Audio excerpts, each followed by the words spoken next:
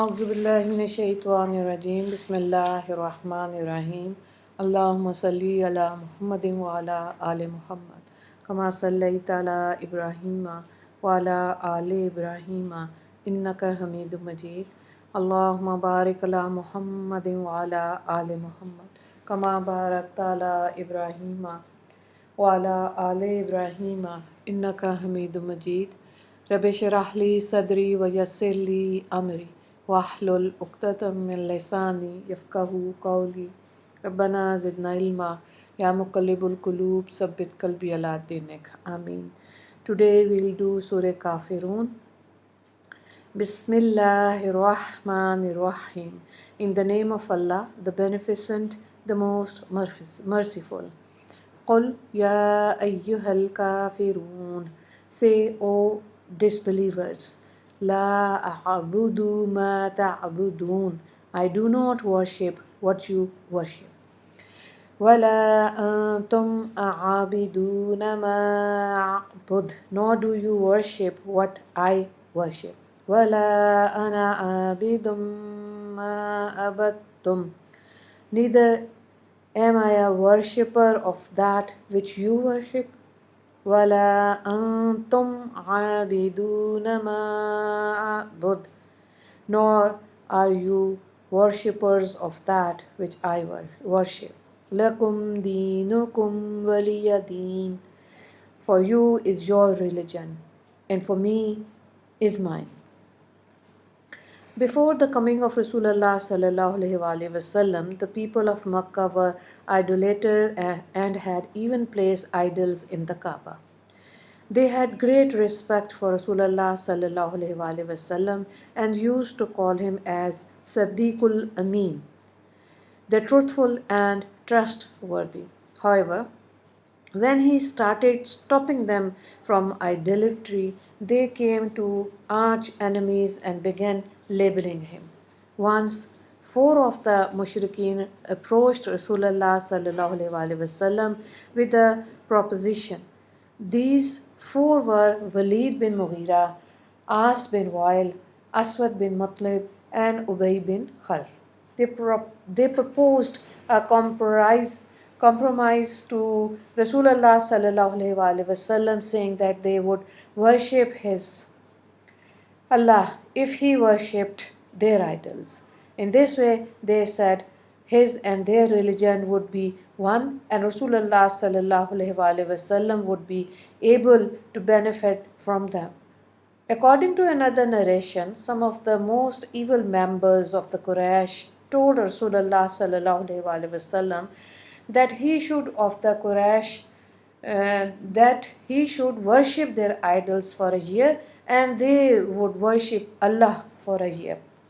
Rasulullah sallallahu alaihi wasallam responded by saying, I seek Allah's refuge from worshipping anyone besides him.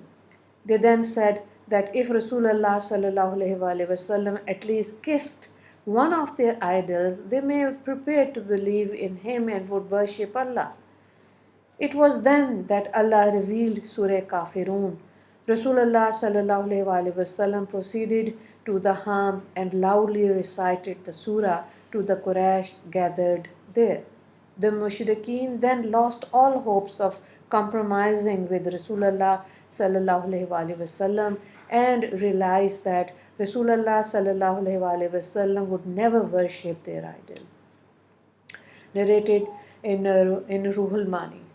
Because of the second and third verse have the same meaning as the fourth and fifth verses, ulama have mentioned that the fourth and fifth verses serve emphasis. However, others mention that because the grammatical structure of the second and third verse being filiya sentence indicates that the action is confined to the present tense.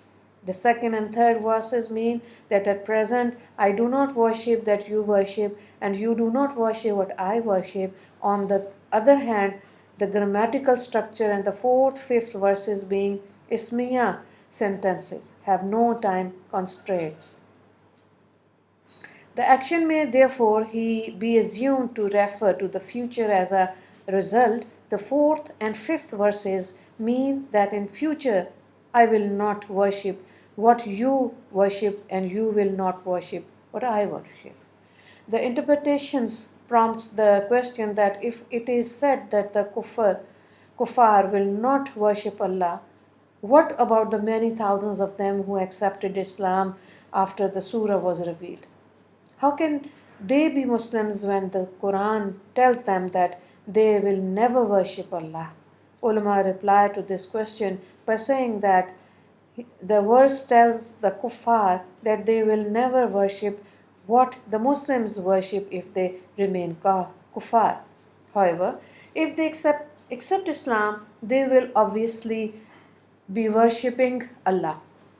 Allah Ta'ala concludes the surah by stating that the kuffar should be told, for you in your religion and for me is mine. Commentators state that this verse summarizes the message of the surah, serving as emphasis. The Islam and the Muslims is based on Tawheed, while the religion of the kuffar is based on the anti-atheist of Tawheed.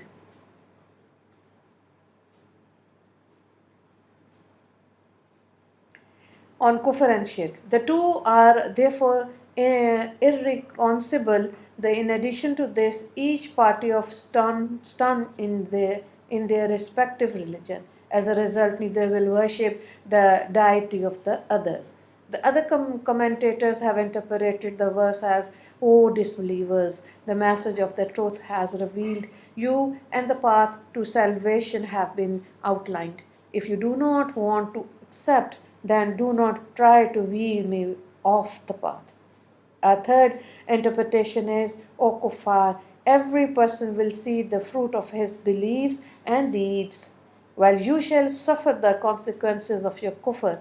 We Muslims shall be amply rewarded for our belief in Tawheed and our adherence to the commands of Allah. You people wish to make us suffer the same punishment you are destined to suffer by inviting us to accept your religion. I will not barter my salvation for punishment. Some commentators have mentioned that Surah Kafirun has been abrogated because it outlaws entering into a treaty with the kuffar, an act which Rasulullah ﷺ himself did when he entered into a treaty with the Jews of Medina and the Mushrikeens of Makkah afterwards. However, this interpretation is unnecessary because Surah Kafirun outlaws only those treaties that requires Muslims to denounce Islam. Or that require them to evaluate the laws of the Sharia. The surah does not refer to treaties that do not entail these veils, treaties that confirm with the injunctions of the Sharia as permissible. So, important is this: certain sect claims to be Muslim despite holding beliefs that remove them from the fold of Islam when they advise to return to the correct teachings of the Quran and Hadith. They excuse themselves by saying, for you is your religion and for me is mine. Such people misconstruct the verse to mean that every person is at liberty to adopt the beliefs and practices he wishes. The surah clearly addresses the kuffar, making it clear that their religion is inconcilable with Islam. No belief can be entertained, which contradicted the teachings of Quranic and the clear hadith of Rasulullah sallallahu alaihi wasallam, because these will remove a person from the fold of Islam. The leaders of these sects have beguiled their followers into adopting the attitude of do you please and we will do as we please. The virtues of Surah Kafirun. The hadith cite numerous virtues for reciting Surah Kafirun. Hazrat Abdullah bin Abbas radiyallahu ta'ala anhu narrates from Rasulullah sallallahu alaihi wasallam that Surah Zilzal equals half the Quran. Surah Ikhlas, Surah number 112, equals a third of Quran. And Surah Kafirun, Surah number 109, equals a quarter of the Quran, narrates by Tirmidhi. Hazrat Abu Hurairah radiallahu ta'ala anhu narrates that Rasulullah sallallahu alayhi wasallam used to recite Kafirun and Surah Ikhlas, Surah number 112, respectively, in the first two rakats of the Sunnah of Fajr, narrated by Muslim. Hazrat Abdullah bin Umar radiallahu ta'ala anhu reports that Rasulullah sallallahu alayhi wasallam recited Surah Kafirun and Surah Ikhlas, Surah 112 in the Maghrib Salah.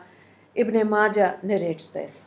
Hazrat Abdullah bin Masud radiallahu ta'ala anhu has mentioned that he cannot count the times when he heard Rasulullah sallallahu alayhi wasallam recite Surah Kafirun and Surah Ikhlas in the two rakats after Maghrib and the two rakat after Fajr. All the above hadiths are reported in Mishkat, page number 80. Hazrat Farwa bin Nawfal radiallahu ta'ala anhu narrates that his father asked Rasulullah sallallahu alayhi wasallam for something to recite when he lay down on his bed. Rasulullah sallallahu alayhi wasallam advised him to recite Surah Kafirun because it declares one's exoneration from shirk. Tirmizi, Abu Dawood, and Darmi narrates this. Other hadith state that Surah Kafirun should be the last word on a person's lips before he sleeps at night. Abu Dawood narrates this. Wa akhiru dawana an alhamdulillahi rabbil alameen. Allahumma ighfir li muslimina wal muslimat wal mu'minina wal mu'minat. Assalamu alaikum wa rahmatullahi wa barakatuhu.